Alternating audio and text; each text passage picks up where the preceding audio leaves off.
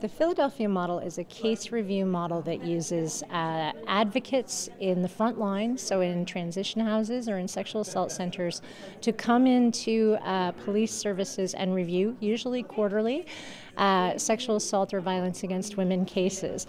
The goal of that is to try to ensure that there's one more link in the investigative chain and that there's a different lens and a different set of eyes on those violence against women cases before we determine that they can't move forward in the criminal justice system. It's actually been really growing. So Ontario, which is the first site and the first province to really work on this, currently has approximately 10 different pilot projects of Philadelphia model in municipal police services around the province.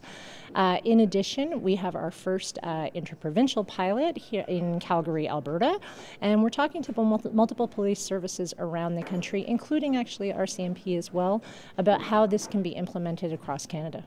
And how will this change the reality for victims of violence?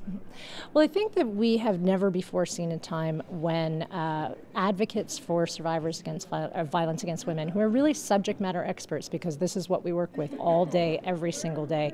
We've never seen a time when we've incorporated them into the investigative and criminal justice system and incorporated their expertise, and they have a lot of it.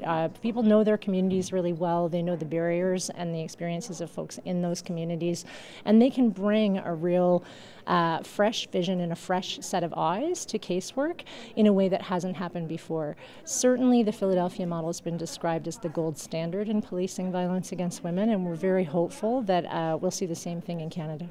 It is centered around sexual assaults and reporting around sexual assaults, but how is this linked to domestic violence, something that we have very high rates of here in Saskatchewan as well? Absolutely. So when myself and other advocates in Ontario first started doing the work to see if we could bring Philadelphia to Canada, our first question was whether or not it would be applicable for domestic violence as well. So our pilots in Ontario, a number of them have both sexual assault reviews and domestic violence reviews. My own home city, Ottawa, has a domestic violence team. Stratford, Ontario also has a domestic violence team, and many other communities are expressing interest. The model is strong regardless of what kind of case it's looking at.